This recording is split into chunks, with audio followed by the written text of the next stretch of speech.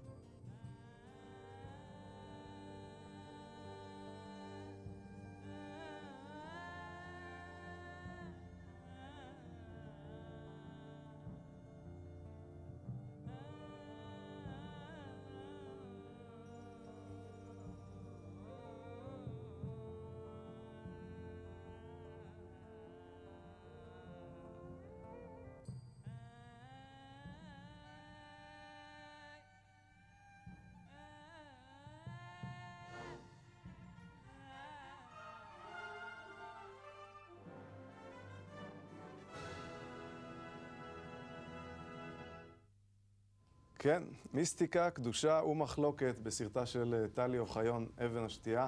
אנחנו כאן בהמשך הדיון שלנו באולפן בעקבות הסרט נדב שגאי. ראינו את הסרט אבן השתייה, ובכל זאת בימים האלה הר הבית, למה אנחנו מצפים בעתיד? תראה, אני לא חושב שכל עוד משיח לא מגיע, דברים השתנו באופן מהותי בהר. המציאות בדרך כזאת או אחרת תדמה לזו חווינו אותה ב-42 השנה האחרונות. אני חושב שקבוצות כמו המחתרת היהודית שנגעת בסרט, בגדול הפיקו את הלקחים והבינו שפעולות מהסוג הזה רק מרחיקים את הגאולה ומרחיקים את עם ישראל מהר הבית ולא מקרבים אותו. תמיד יש סכנה שמפגעים בודדים שאין עליהם מספיק מודיעין, שלא קשורים לתנועות ולגופים, ינסו לעשות מעשה מקרוב או מרחוק, והיו כבר תקדימים כאלה בעבר. אני חושב שהראייה שיותר פופולרית, אם אפשר לומר כך היום, בקרב התנועות וגופי הר הבית, היא קצת דומה לראייה של למשל ישועה בן שושן, חבר המחתרת היהודית, שראה בהר הבית סוג של שיקוץ, שצריך להסיר אותו, ושממנו שואבים המוסלמים כוח רב שמאוד מחליש את הציבור היהודי במאבק על ארץ ישראל. גם הרב ישראל אריאל, ראש מכון המקדש, בתקופת הפינוי והעקירה של גוש קטיף, השתמש בביטוי דומה ודיבר על כך שמכיוון שהזנחנו את לב הר הבית והתמקדנו באיברים רחוקים יותר, אנחנו כל כך חלשים ואי אפשר לעצור את הנסיגה. זו הראייה שמאפיינת היום את תנועות וגופי הר הבית. אני לא יודע אם עקבת גם אחרי ההיבט הזה במהלך הסרט. אולי נשאל את הרב יואל בן נון, אם אנחנו עוסקים קצת במיסטיקה, כפי שראינו בסרט, אנשים שנכנסים לצד המיסטי, לקבלה, מתחילים ללמוד, ואולי אומרים, רגע, אולי זה אני שצריך פה לעשות מעשה ולקחת את הר הבית ולעשות איתו משהו? המיסטיקה לא מובילה לכיוונים האלה באמת, אבל אני מוכרח לומר שאמונים עליי דברי חז"ל. כל הנביאים כולם לא נתנבאו אלא לימות המשיח. אבל עולם הבא, עין לא ראתה אלוהים זולתך.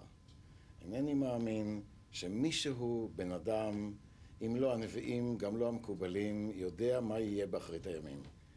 ואני משאיר את זה לקדוש ברוך הוא בלבד, כמו שאני חושב שמקום המקדש צריך להיות לקדוש ברוך הוא בלבד. אני לא עוסק בזה.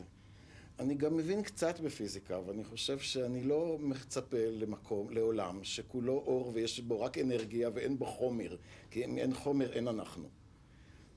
אז אני חושב שמגזימים במחשבה שהם באמת יודעים, הם לא יודעים.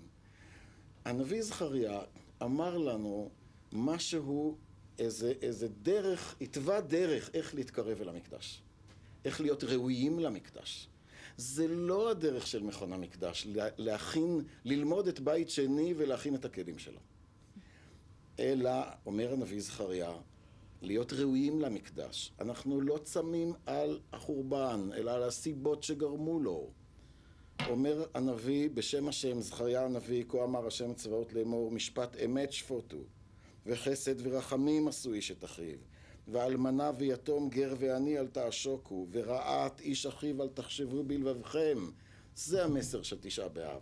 צמים בתשעה באב על הסיבות שגרמו לחורבן. על שנאת החינם ועל ההתנהגות הבלתי נסבלת. ועל להיות חברה מוסרית ראויה, שתהיה ראויה להשראת השכינה.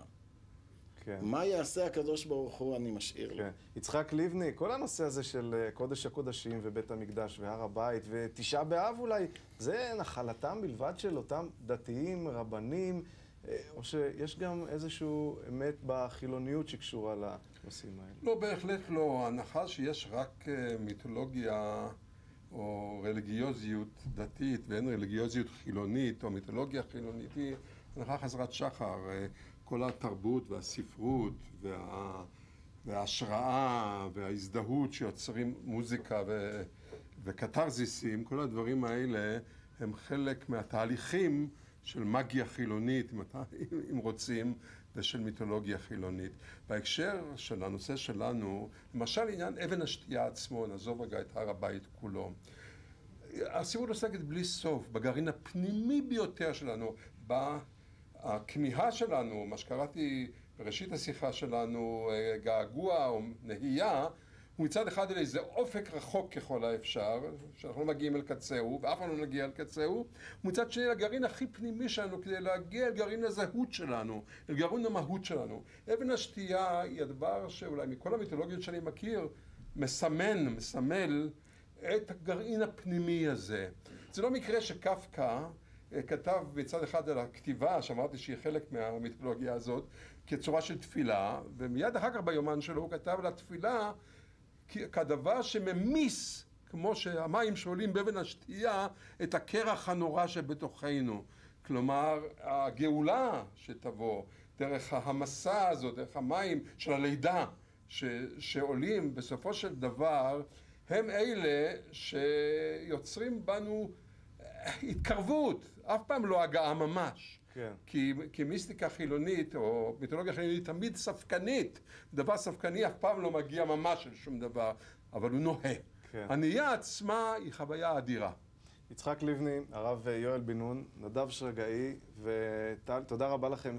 טלי אוחיון, למדת משהו מהעשייה הזאת של הסרט? וואו, את מכינה כבר את פרק ב'? אני לא יודעת אם פרק ב', אבל אני עובדת על הדבר הבא.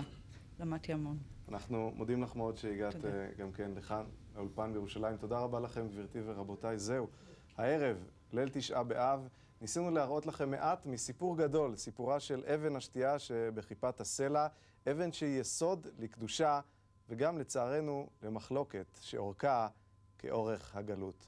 תודה לכם שהייתם איתנו, שלום רב. ציון ויראה כמו אישה בציריה וחיבתו לו חגורת השק על הבעל נעוריה על הארמון אשר נוטש באשמת צאן עדריה ויעלה ביד מחרפי כלל בתוך מקדש חדריה עלי גלות משרתי כלל מנימי שיר זמריה וילד אדמם אשר שופך כמו מימי יאוריה